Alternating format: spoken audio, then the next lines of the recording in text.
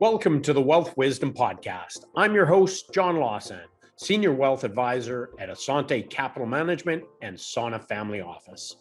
We're always looking for unique ways to educate our client families and be introduced to new clients. At Sauna Family Office, we help business owners and affluent families navigate the complexities of wealth through a variety of wealth management and family enterprise oversight services. Today on Wealth Wisdom Podcast, we have a hot topic for business owners that has become one of the fastest growing areas in business since the start of COVID.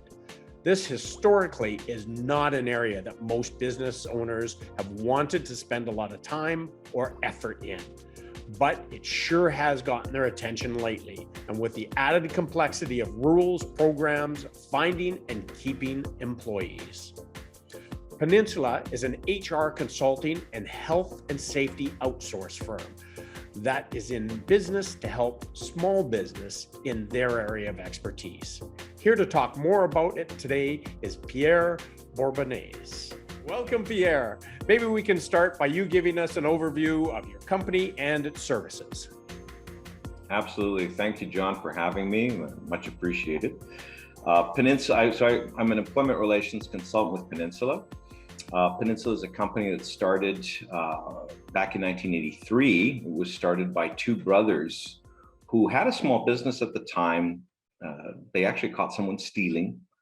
The employee that was subsequently fired for it, and then came back with a claim against them. So they were quite surprised by this, of course, but they ended up having to pay in today's money about $20,000 to the ex-employee. And of course, another, $20K to the lawyer for representing them. So they were quite, surprised by this, to say the least. They figured, okay, we need to know what we're doing. We don't want a repeat performance of this. And then they thought, well, how many other small businesses are in the same boat? And that was the genesis of Peninsula as a company. So we started in the UK and Manchester. That's where the international offices are. We now have services in Ireland, in Australia, New Zealand, and here in Canada since 2017. Peninsula, what we do is we help small businesses in HR and in occupational health and safety. So the idea is, help them mitigate risk that they're exposed to, help them be in compliance with regulations and legislation, and then help them manage their employee relations, right, within a business. Our focus really is small.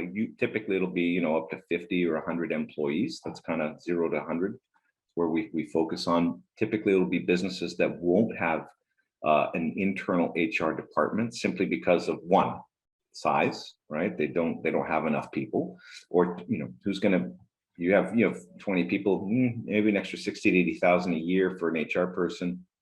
We're not quite there yet, right?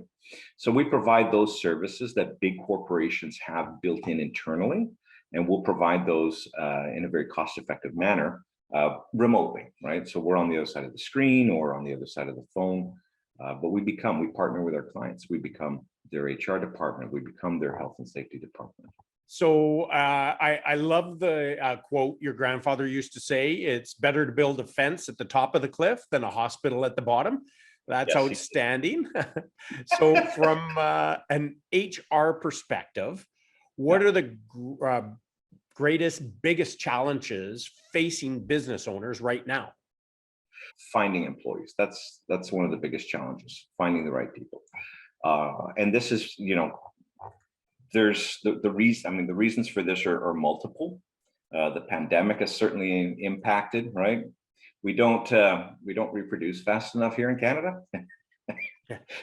So we rely on immigration, and immigration's been, I'm not going to say completely frozen over the last 2 years, but it's certainly been reduced, right? So that's one issue. We don't have enough people coming in. There was a recent study. There's over 1 million vacant job vacancies in Q4 of 2021. Wow. That is massive, right, to an all-time high. And the other, there's other aspects to this as well. There's also an aging population. We have the amount of people that are retiring right now and will be over the next 10 years is astounding. The statistics say that we're not going to have any unemployment for the next 10 years in this country. Yeah. So that's going to be very interesting market when it comes to, hiring employees. It's an employees market, right? So challenges employees are facing at another study's pre-assessment study from a hiring firm. 40% of workers left their jobs because it didn't meet their expectations. The amount of employees that are actually ghosting on their first day of work is through the roof. They get hired and they never show up, right? Yeah. And interestingly enough, out of that 48%, 73% of Gen Z, so 18 to 24-year-olds, left their jobs because it didn't meet their expectations.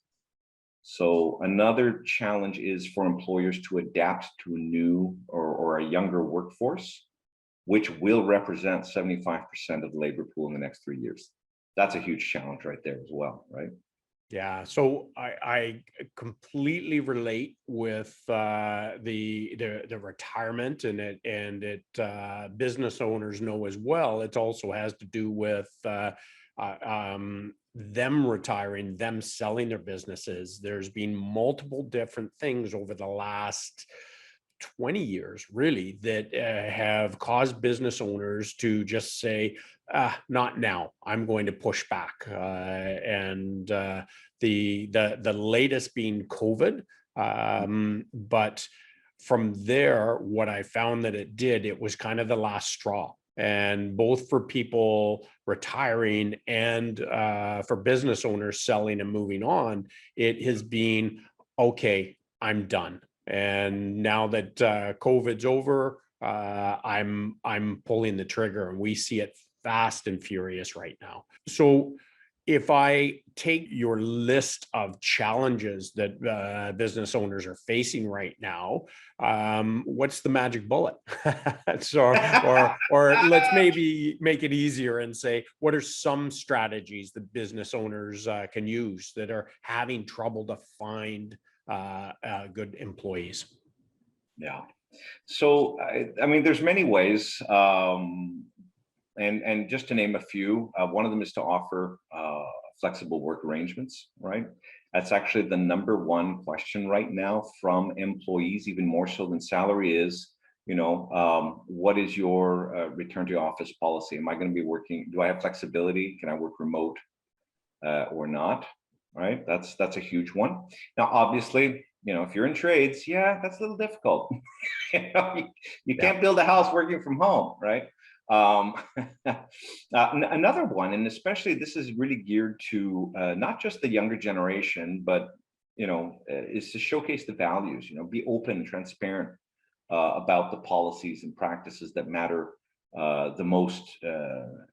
So diversity, equity, inclusion. We hear this a lot. It's becoming a bit of a buzzword. You might hear that DEI. What is your DEI? Diversity, equity, inclusion policies.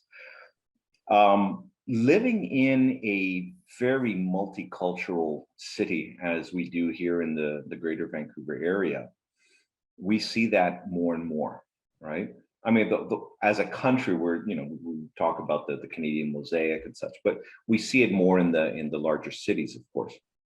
And when I came back to Canada after many years abroad, about 7 years ago, I was really amazed. I got on the metro for the first time. Sorry, SkyTrain. I still can't get that one right.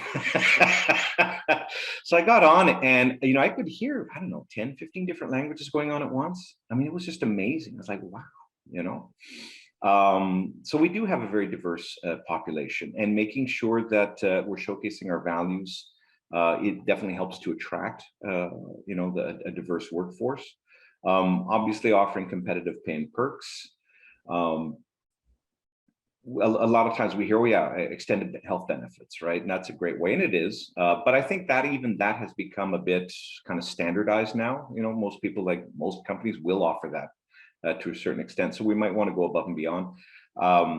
Mental health and well-being, specifically, this is a really touchy subject. We're seeing a lot of issues come up around that.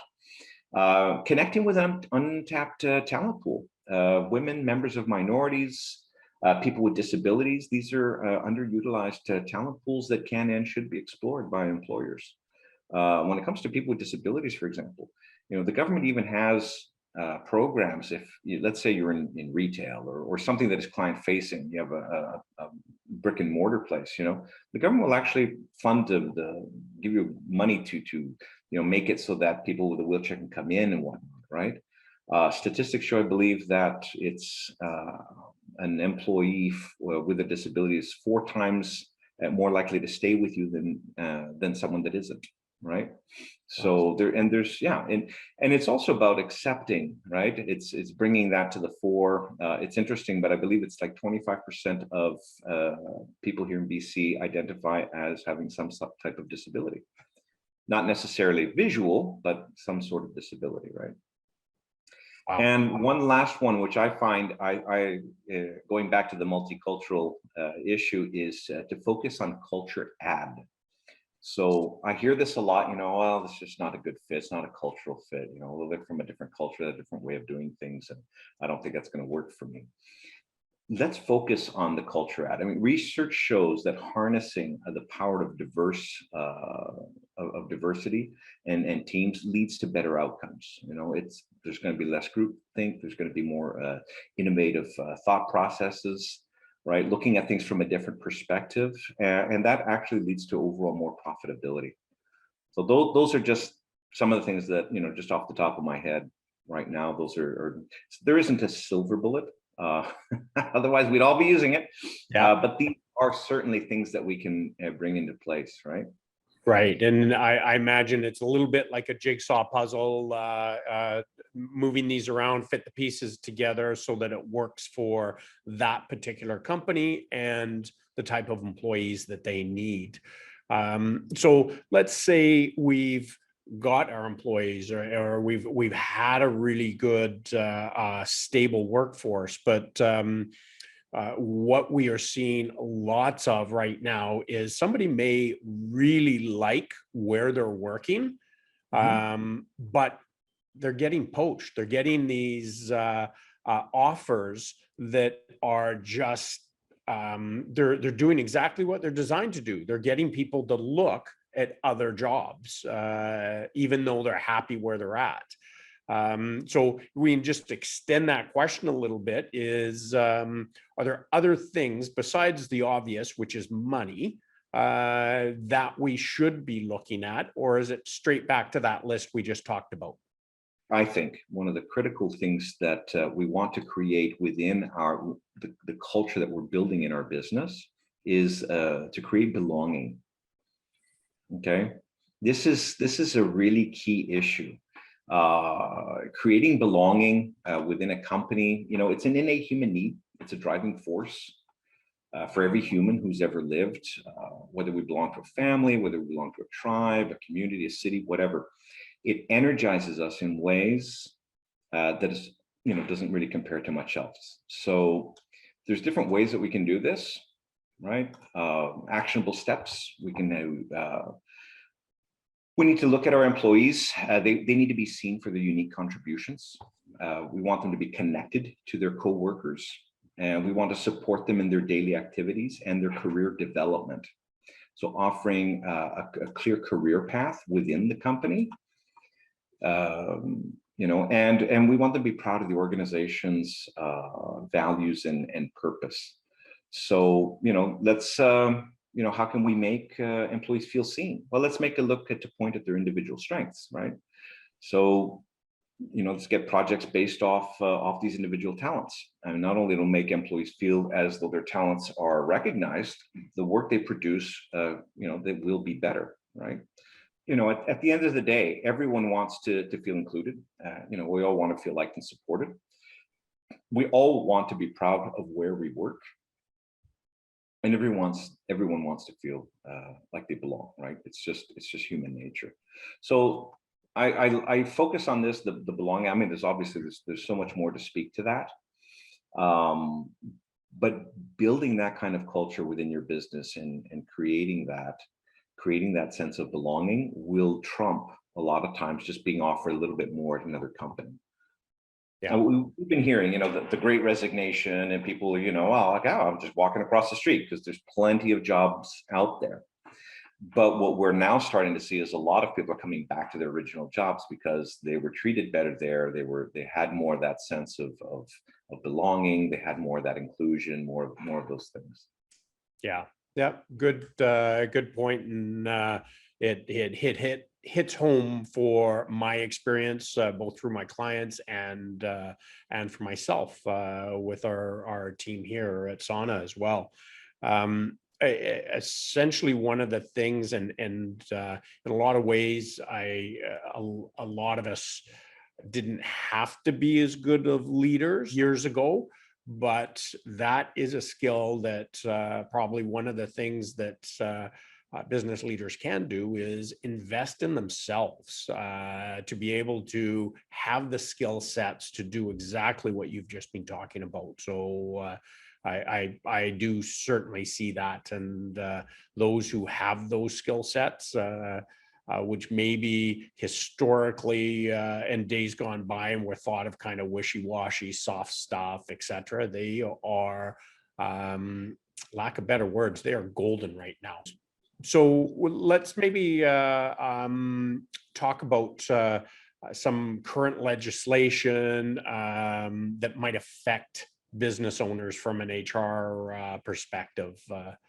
I know there's certainly been some changes here in BC and across Canada. Maybe are there some that you can highlight there? Certainly, yes. Well, here BC, sure. Never a shortage. So it's interesting. There have been more changes to employment legislation in the last 2 years than in the previous 20. Yeah. And this is a conversation I have day in and day out with employers, where we've been doing things this way for the past 15, 20 years. Yeah, but things have changed along the way, and especially recently, right? I mean, there used to be 12 job protected leaves. There are now 15, right? And people are, what, really? What's this new one, right? We have BC, the paid sick leave here in BC. That's kind of one of the big ones that people are still kind of working their way through. Five paid sick days. I know it's impacting small businesses in more ways than one. Financially is one way, certainly. Secondly, the fact that we have less people with us, and we need, it's affecting the day-to-day operations type thing. At the same time, when you look at having an employee who is present but who is not feeling well, that creates what we call presenteeism. So yes, they're there, but are they productive? Yeah, not really. And there's an associated cost to that. It's not upfront, but it is there. All right. And then, of course, there's if they are sick, if they're truly sick and have something that is communicable, well, they're spreading that to others. So that's going to have another impact on the business as well. But still, the paid sick leave definitely has had an impact. What I see a lot of times, or what we're starting to see now, is, and this goes back to kind of the compliance aspect of things. So, an employee will, I'll give you an example. Someone called me today, says, Pierre, he said, I got a guy who's quitting in the next, at the end of the month. He said, he wants to take his 5 paid sick days first. What? No. Is he sick? No, he just wants to tell, yeah, no, that's, you can ask for a doctor's note. Really? I can do that? Well, yeah. It's not a paid vacation, an extra vacation that you're giving, right? It really is there to help the employee. If you are sick, stay home, get well, get better. You're going to be a lot more productive at the office, a lot happier, and don't worry about the financial aspect of that day, right? But it's not just a carte blanche to do whatever, So yes, we can ask for a doctor's note, for example. Another thing that I find interesting is that, and I've seen a few cases where somebody will be hired, they'll work at the company for a couple of weeks, call in sick, take 5 paid sick days, and then leave. And this goes back to that kind of compliance, knowing the legislation. Well, you have to be employed under employment standards, right? It's the ESA employment for at least 90 days before you can take the 5 paid sick days. Right? There's 3 unpaid sick days. That's different. But and this is what some of the conversations I'm having is, well, do you have an employment contract? Does it speak to the ESA? Do you have a 90-day probationary period? Is it in writing? Because if it isn't, it doesn't technically exist, right? It's always, it goes into the he said, she said. We have There's the Employment Standards Act. Obviously, that's the minimum, right? We can never do less than. We can always do more than. But then there's common law, and that's another one where a lot of companies, a lot of especially smaller businesses, are kind of unfamiliar with. So they have to, and I'm kind of getting off the paid sick leave thing here, but they need to terminate someone, promote them along their career path in life, right? Yeah. Turns out, the employee's been with them for 5 years, so they figure, well, I'll just pay him 5 weeks and we're done. Well, we didn't have a contract in place. There was nothing really there. So under common law, that could easily be 3 to 6 weeks per year. Right. And all of a sudden you're looking at, somebody who's been around 10 years. Yeah, that can be, quite a lot of money that you're going to have to pay out. So, just one more reason why, and we see it more and more, small businesses need to kind of, you want to get compliant, you want to make sure you have all these things in writing. Employment lawyers are very well aware of this. This is, it's becoming a bit of an industry, right? We're seeing it a lot where small businesses are being, taken to court or whatever, or human rights court. We're seeing that a lot. Again, because we don't have DEI, because we don't have harassment training, because we don't have these things in place.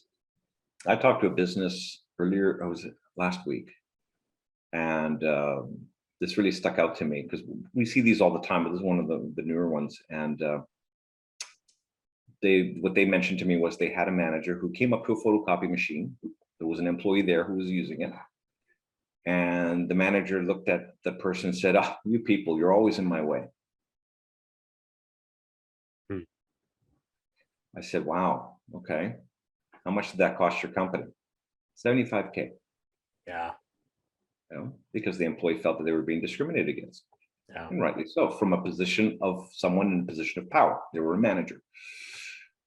Put in a claim and it escalated. I don't know all the ins and outs of it, but I do know the final result was this, right? First of all, an employee shouldn't be feeling bad.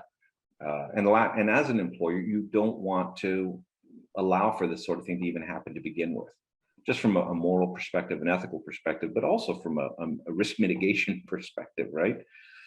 So having proper policies in place, that's key. An employee handbook, what are the expectations? If the contract is telling me what to expect from the company, if I came to work for you, John, the contract's telling me exactly what I can expect from the company, right? Pay, vacation time, how it's accrued, how it's paid, what happens when we decide to part ways, what that's going to look like. But the handbook, on the other hand, is what you expect from me in return. If you're investing X amount of money in me per year, you don't give 30, 40, 50, $100,000 to someone without stipulations, right? Maybe your parents. And the parents are saying maybe your kids. Yeah, exactly. Maybe your kids, right? So, but at the end of the day, this is what we're doing when we're hiring someone. So what are those expectations, right? And are they in line with legislation? Right. So the employee handbook, that's really key. Transparency is key. Everyone knows what's expected. Again, no surprises later on or as things go by. Does that make sense? Very much does so, and it actually leads me into I don't know, it's my final lead in. I asked you to outline what your company did in the beginning, but now that we've talked through some of the issues, these are things that your company helps business owners with. So maybe a little bit of an outlier there, and just for you to clarify, and then we'll get in to a little bit more of what the different ways are that you help. But I often hear right now, who do I go to help me find somebody? Is that something that you do? To find someone to employees. Okay. So Peninsula doesn't do recruiting. We do partner with, we have a number of local partners that do recruitment, what we work in, again, it's the HR, but it's not, usually when we say HR, people think, oh, recruiting, cool. Actually, that's not the aspect we work in so much. We do help you, but we don't do recruiting for our clients. Right. We'll guide them what that recruitment process should look like. We'll provide them with tools on how to, but we don't do the recruiting for them. We help them with the HR management once they've hired, the day-to-day stuff, right? All right. Does that make And then so from there, lots of small businesses, as you've alluded to, they're in the day, not 8 hours a day. You've got your 8 hours plus your 8 hours typically, or 8+4. We often talk about. It's you're working in the business, and so these things kind of get pushed to the back burner and not done. So give me an example of a typical client, how you would help them and what it looks like. So typically, you just said it, HR things that kind of gets put on the back burner because we're not working on the business, we're working in it. So we've got, everything going on. If you're a small business owner, you're wearing multiple hats, you're going a million miles an hour. If you're the entrepreneurial kind, it's like, I've got a vision, I've got a mission, this is where I'm going, who's with me? And you're hiring a bunch of people and, they're there with you, right? Typically, they're not going to have that same drive or mentality or vision and goal, simply because if they did, they'd be starting their own business. Or perhaps you may have one or two and they're there to learn so that they can go out and start their own, right? But a lot of times they're followers. And as a leader, you're going in this direction, you just expect everyone to follow, and they're just, as we grow, there needs to come a point where we're starting to bring in managerial skills, leadership skills. So it's not just enough to, this is where I'm going, who's with me. We have to learn how to build the culture so that everyone participates in that. And one of the key ways of doing that is back to the kind of the blueprint of where you're going as a business is that handbook that I was referring to a little earlier. So typically with a small business, the first thing we're going to do is, or how we're going to help them is, number one, we're going to create employment contracts, okay? Because we want the company to be on the right footing from the get-go. So if you were a client, let's say, we're going to schedule in with a CPHR. We have a team of 40. They're on call 24/7. We're going to schedule in with them, and they're going to build out all the different kinds of contracts that you need, whether it's, is it part-time, is it full-time, is it hour salary, whatever it is. And based on the province as well, our services are for right now, Ontario, Manitoba, Saskatchewan, Alberta, and BC. So in any one of these provinces, the legislation changes, and dramatically in some areas, right? So depending on where you're at, we're going to build out that documentation. We're also going to build your employment handbook for you. So, again, this is a meeting that we schedule you in for. It's about an hour. Let's look at who you are as a business, where you're going, what your mission is, what policies you already have in place. They may not be in writing, but you've certainly been sharing them with your employees, right? So we're going to build that out for you. And we're going to ensure the compliance aspect. This is key. We want to make sure that every I is dotted, every T is crossed. We're not, putting things in that would not be upholdable as far as legislation goes. And then any time that there is a change in legislation, that would impact your business, we'll let you know about it. We'll tell you, oh, John, there's been a change. This is how it impacts you, and now we can update the documentation again. So, great example here in BC, all our clients got notified back in October about the 5 paid sick days that was coming, and we update the documentation accordingly. That's really the first step, is getting that right foundation in place. Now, where I believe we really shine as a company is that we have a 24/7 advisory team. So this is where we partner with our clients. We become that HR department, or health and safety. We do the same in health and safety as well. So you have an employee with bad body odor, nobody can stand to be around. Okay, how do we deal with this? You can't just walk up to them and hand them a stick of deodorant. That's a claim waiting to happen right there. But you certainly want to have a conversation about it. Maybe you have an employee who isn't. Maybe they started really good. They were full of energy, very engaged, and somewhere along the lines, they just kind of got lost in the shuffle, right? Okay, well, how can we get this person re-engaged? We don't want to let them go. It's hard enough to find people, and they're very qualified at what they do. So how can we re-engage them? So we're going to strategize with you on the best way to do that. Maybe we do need to, promote them along their career path in life at some point. We have a toxic employee now. Oh my gosh, okay, well, We're going to walk you through what termination looks like and the best way to go about it. And we'll provide the termination letter. We'll provide a full and final release. We'll provide, the exit interview questions and such. So this is, again, this is where we strategize with our clients. One thing that makes us unique is that the third thing we bring to the table, it's called Peninsula Protect.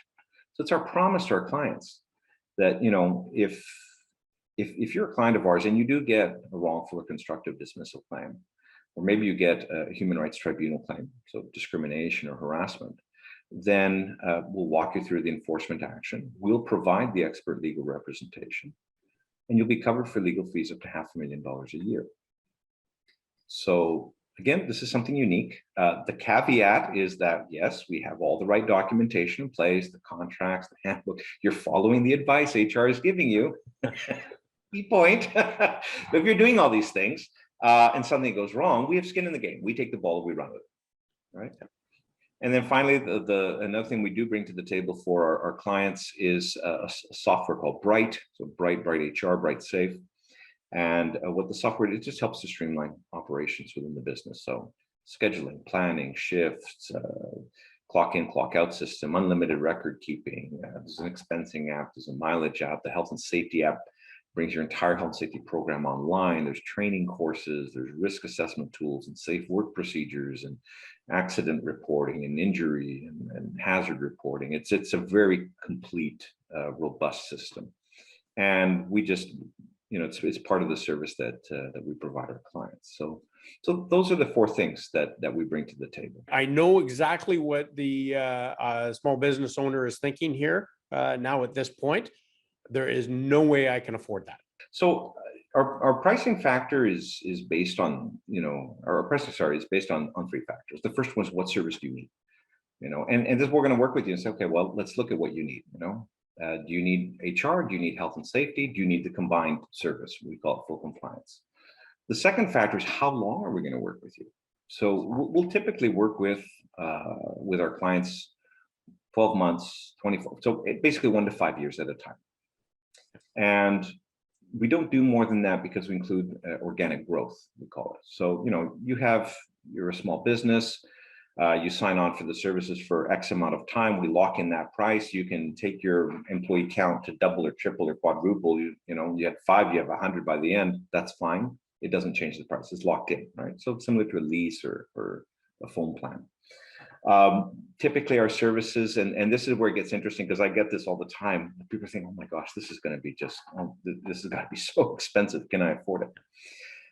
I'd venture to say that our services per month are going to be less than 1 hour with a lawyer for the most part. So it can range between, $270 a month to maybe $500. It's going to depend again, time frames, factors, what service and such, but and how many employees you have. Great. Well, I appreciate you throwing that out there. I know it's difficult, and please, the caveat to anybody listening is that it has to be customized to your own company. And I think what you said right off the bat there is you sit down and work with the company to decide what it is that you truly need, because there's no use putting something in there that you don't require. But on the other hand, I'm sure you'll look at a company situation and a person's trying to say, no, I don't really need that. And to come back, and part of your job is being honest and saying, yeah, you really do need that. You don't need this, but you really need to have this. Well, I have had that happen. I said, well, no, we just need the documentation. I don't think we're really going to be needing to talk to anybody. I'm like, you are going to need it. Yeah. I guarantee it. It's just, the amount of, it's interesting. I see it, especially when, we've been doing this for 20 years, never really had any problems. Great, fantastic. One of two things. One, you're a statistical anomaly. Two, you have a really good management style, and you've created a good team. But all it takes is one person. You're hiring someone new, and like this company I talked to in Richmond not too long ago. This was interesting. They did a hiring spree, and one of the kids they didn't hire, came back at them with a human rights claim based on the questions they had asked during the interview process. Again, there've been things that maybe you and I would ask somebody, casually, a few years back. Oh, any kids? You got family? We can't do that anymore, right? I don't know exactly what the question was, but they ended up having, I think it was like $18,000 they had to pay, and this person never actually worked for the company. Yeah, there's so landmines having someone everywhere. strategize with around this can really help save you a lot of headache. Yeah, it's the old adage, measure twice, cut once. Yeah. Well, Pierre, thank you so much. That was a lot of information in a short period of time. It's just, I think this is a topic, again, as we deal with our business clients, it is, it's a scary area for business owners, and mainly because we as entrepreneurs don't go into business because this is what we like. Typically, this is something we dislike. And we just want to get to the fun stuff, the growing, the creating, the pushing forward. But it is so important. It's like having a great goalie behind the team there. So very much appreciate you taking the time. I'm sure we'll be reaching out again to touch base with you. Just to your last point there, though, if I can add this, you have a small business, and what are you looking at to survive is revenue, sales, customers, right? So you invest $100K a year to buy leads and customers. Your orders are coming in, but you're stressing out. You got some underperforming staff. You got the guy that's bullying, the chronic calling in sick employee. You're scared to discipline because finding good staff is hard to come by. Minimum wage just went up again, or is coming up, right? And I've got to pay holidays differently. So what do we do? Well, it's all good. What's the solution? Well, just tell Mary in accounting to figure it out. I mean, she's getting paid too much anyway. This is the kind of thing we see a lot, It's like, I don't want to deal with this. You're right. This is the elephant in the room. This is the scary thing. You know what? I don't want to deal with that. Just give it to someone else to deal. But then, not always, but we're seeing more and more that these things do come back and not just bite, but take a huge chunk out of you. Yeah. Absolutely. Good advice. And again, thanks so much, Pierre. I appreciate you taking the time to be with us today. My pleasure, John. Great to see you again. A big thank you again to Pierre for being our guest here on the Wealth Wisdom Podcast and sharing his insights. If you want to know more about Peninsula, go to peninsulacanada.com, or even better, email Pierre directly at pierre.bourbonnais, which is BOURBONNAIS at peninsula-ca.com. Our ultimate goal is to educate and engage you, our audience. If you have any topics you would like us to dive deeper into, please let us know. If you could take a moment to post a review, that would be much appreciated as well. And if you would like to access other videos, podcasts, or articles that we have done, visit us at sanafamilyoffice.com. That's SANA familyoffice.com. And for those of you who don't know the origin of the name Sana Family Office, it stems from the meaning of asante, which is Swahili for thank you. However, the most commonly spoken phrase in Swahili regarding asante is asante sana, which means thank you very much. This name represents our gratitude towards all of the families and business owners who have chosen our team as their trusted advisory council. Until next time, asante sana. Hi, I'm Trevor Beggs from Sana Family Office, and thanks for listening to John Lawson and the Wealth Wisdom Podcast. Here are the necessary disclosures. Asante Capital Management is a member of the Canadian Investor Protection Fund and Investment Industry Regulatory Organization of Canada. This material is provided for general information and is subject to change without notice. Every effort has been made to compile this material from reliable sources. However, no warranty can be made as to its accuracy or completeness. Before acting on any of the above, please make sure to see a professional advisor for individual financial advice based on your personal circumstances. The opinions expressed here are not necessarily those of Asante Capital Management. Thanks again for listening, and we'll catch you next time on the Wealth Wisdom Podcast.